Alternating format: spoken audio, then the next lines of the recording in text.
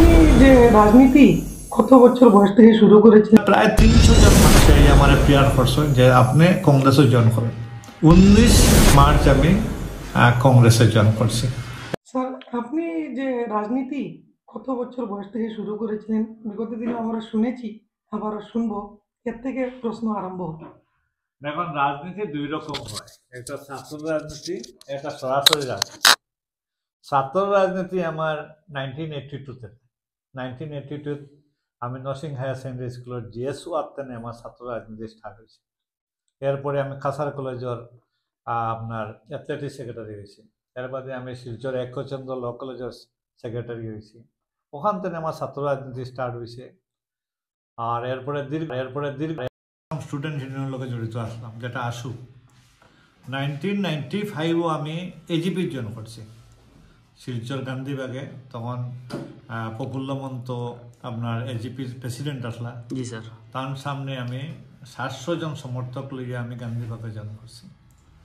আর এর বাদে 1995 থেকে 2001 পর্যন্ত এজিপির বিভিন্ন পদাধিকারীর দায়িত্বতে আসলাম। এরপরে 2001ও আমি এজিপির টিকেটে এজিপি বিজেপির অ্যালায়েন্স ক্যান্ডিডেট আমি সুনাইতে আসলাম। সুনাইতে ইলেকশন খেলছি 2001ও হারি গেছি। এরপরে আমি 2006 একবার খেলছি, তখনও হারছি এজিপিতে। এরপরে আমি 2011 8 ফেব্রুয়ারি আমি সর্বানন্দ সানোয়ালের লগে আমি আমার বর্তমান কেন্দ্রীয় মন্ত্রী প্রাক্তন মুখ্যমন্ত্রী তাইনো এজিপিতে আসলাম ভাইস প্রেসিডেন্ট, আমি এজিপির সেক্রেটারি আসলাম কেন্দ্রীয় কমিটির। তো দুইজন একসঙ্গে আমরা মানে বিজেপি জয়েন করছি। নীতিন গাডকারি তখন ন্যাশনাল প্রেসিডেন্ট আসলা ডিব্রুগড়ে। এরপরে 2011 থেকে 2016 পর্যন্ত বিজেপি স্টেট সেক্রেটারি আসলাম।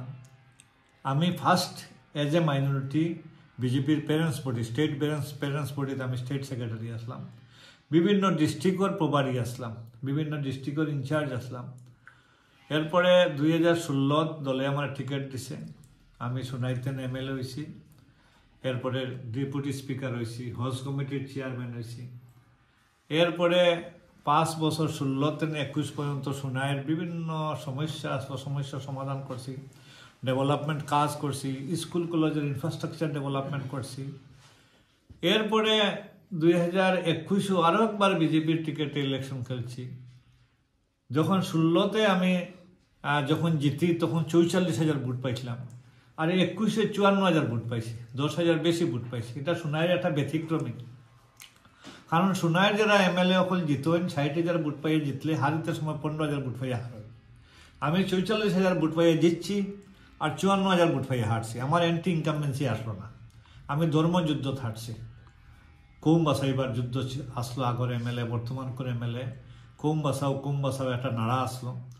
আর আমরা যখন বিজেপিতে আসলাম, বিজেপির একজন নেতা যিনি বর্তমান সাংসদ প্রাক্তন মন্ত্রী, তারও ষড়যন্ত্র আমি হারছি।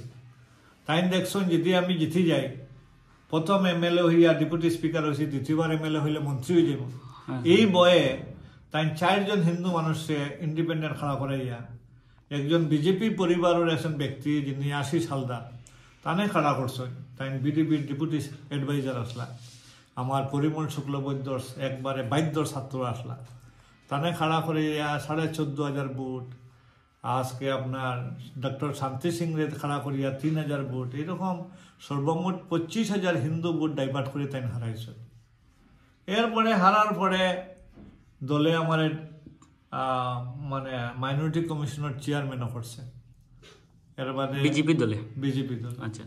এবার 2023-এ যখন দেখলাম ডিলিমিটেশন হইল, এই ডিলিমিটেশনে আগে সাধারণত ডিলিমিটেশন হইল জনবিন্যাসের উপরে। এবার 2023-এ বিজেপি এবং দলে এবং আমার মুখ্যমন্ত্রী হেমন্ত বিশ্ব শর্মা যেটা ডিলিমিটেশন করছে, বিধানসভা ডিলিমিটেশন, এটা সমস্ত ধর্মের ভিত্তিতে হয়েছে। কোন গ্রামে কতটা হিন্দু ভোট আছে, কোন গ্রামে কতটা মুসলিম ভোট আছে, মুসলিম ভোটরা কোন দিকে যাবে, হিন্দু ভোটরা কোন দিকে যাবে, কোনটা হিন্দু সমষ্টি হবে, কোনটা মুসলমান সমষ্টি হবে, এই চিন্তাধারা নিয়ে ডিলিমিটেশন হয়েছে। আর এই ডিলিমিটেশন দেখা গেছে যে আমরা বর্তমান বিধায়ক করিমউদ্দিন বড়বইয়া বিজেপি তানে খুব কাজে লাগাইছে। কারণ বর্তমানে কাছাড় জেলার 7টা সমষ্টির মধ্যে 3টা সমষ্টিতে সংখ্যালঘু মানুষ বিধায়ক আছেন, কাটিগড়া, বড়খলা এবং সোনাইতে।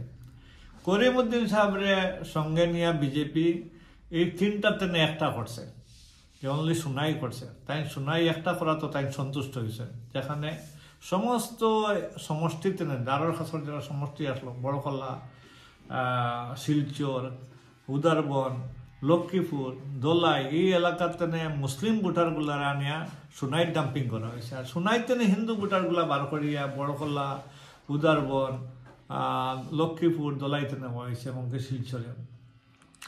এরপরে দেখলাম যে বিজেপি স্বয়ং চায় না যে সোনাইতে একজন বিজেপির বিধায়ক হোক। আর বিজেপি যখন নিজে চায় না সোনাইতে বিধায়ক হোক, আর আমিও চিন্তা করলাম দীর্ঘদিন সোনাইয়ের মানুষের মতর বিরুদ্ধে আমি রাজনীতি করছি।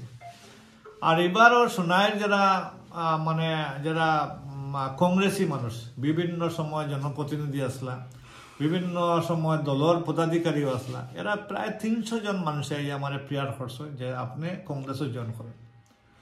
তারার প্রতি সম্মান দিয়া এআইসিসি এপিসিসি আমার যখন রিকোয়েস্ট করলো, তখন আমি আমার এআইসিসি এপিসিসির লগে কয়েকটা মিটিং করছি।